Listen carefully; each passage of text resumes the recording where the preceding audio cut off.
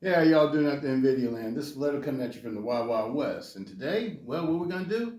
A continuation of the Mega Folder series.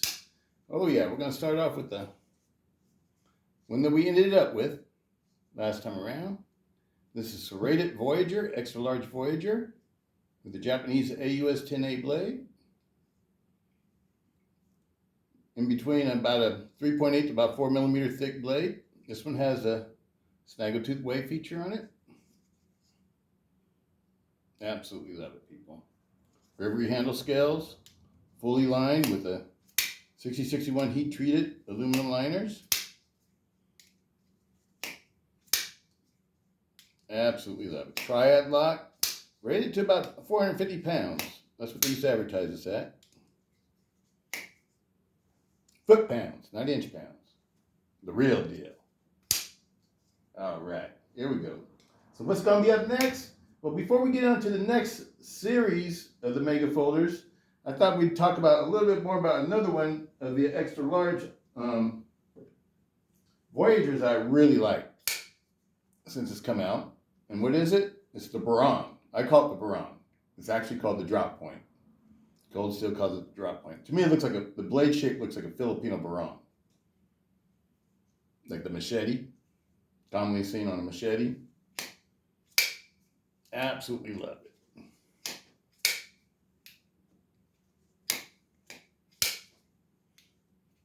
Beautiful knife. What makes this one so cool to me is that this one is like more of a multi-purpose blade. I like using these for everything. This is good for food prep, for wood crafting, batoning through wood, setting up a campfire, or doing any of that kind of stuff. It's good for everything, and it's good for self-defense if need be. But that's the reason why I don't have a snaggletooth on this one, because I use it for other things. This one goes in my bug out bag. Goes to work with me every day. Absolutely love it. Absolutely love it. So, okay, now let's get on to the next one. That's the end of the Voyagers right there. So next, what are we going to do? I think we got to go into the...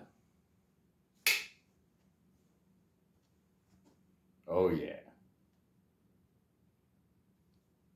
The next great budget folder to me is this one, the Counterpoint XL.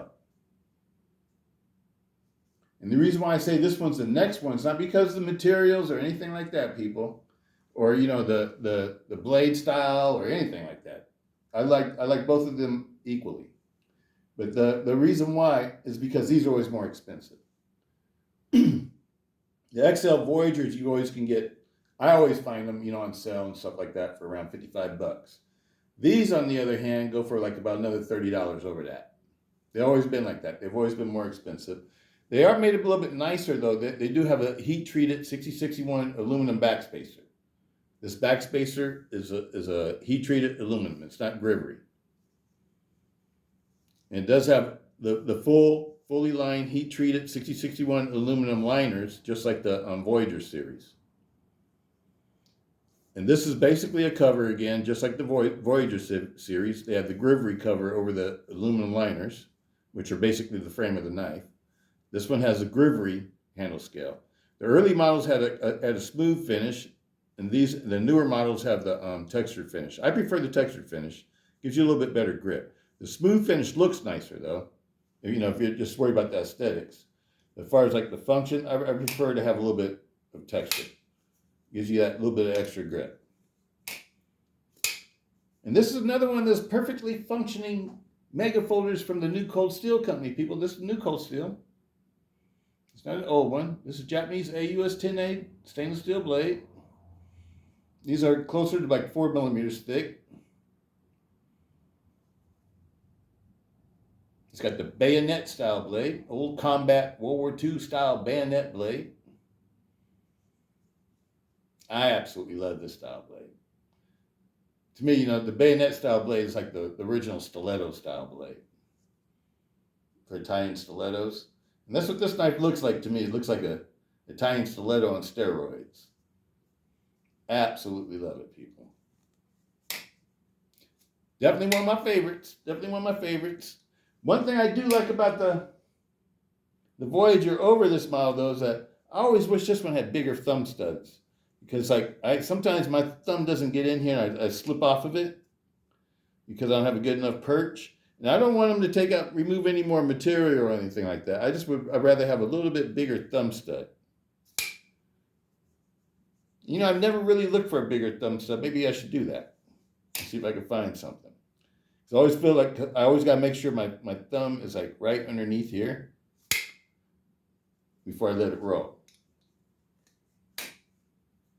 Same thing with the other side. You got to make sure your thumb is on not your thumb, but your finger, your index finger is on the thumb stud before you attempt to open the blade. So that's one improvement that I would like to improve over on these, is the thumb studs. I want better thumb studs. I think they should be bigger.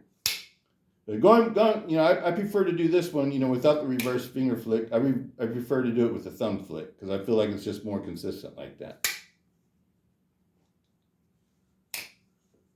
But other than that,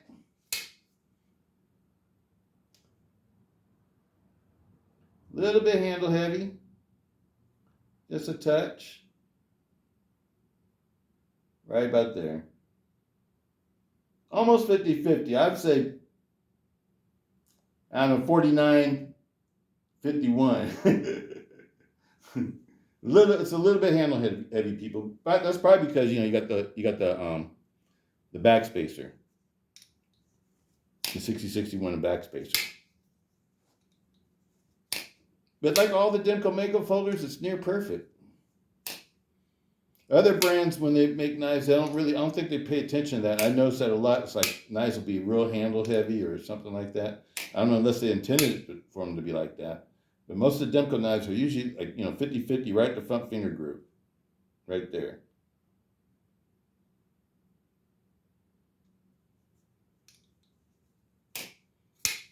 Excellent knife, people. It's got great balance. Absolutely love it. Highly recommend it. Well, you know what? Let's cut this one short. Let's go on to the next one. Let's do another one. Get another look at it. The serrated one.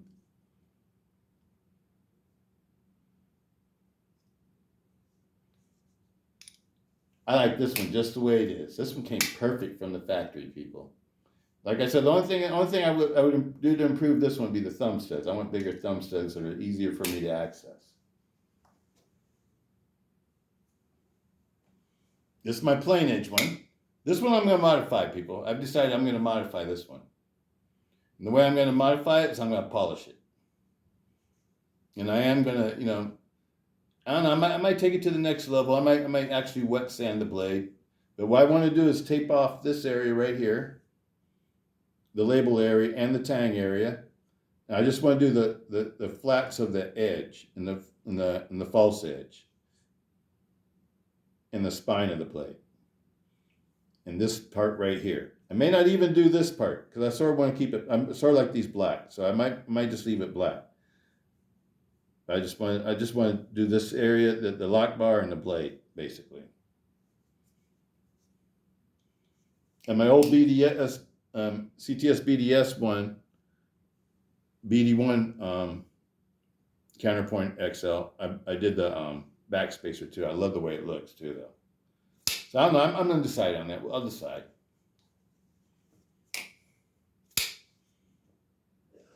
I want this one to be one that I can carry all the time, so I'll probably just leave this black. Leave it a little bit less flashy. Absolutely love the plain edge. This one I got for $35. It was one of the ones that was on sale at Midway USA. I don't know if any of y'all remember that.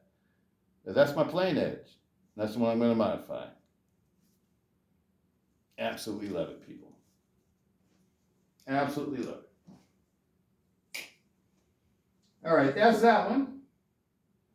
We really only have one more grivery. So I'm going to stop the film here, and we'll start the next film we'll start with the next one. How's that sound? Peace, Stiletto.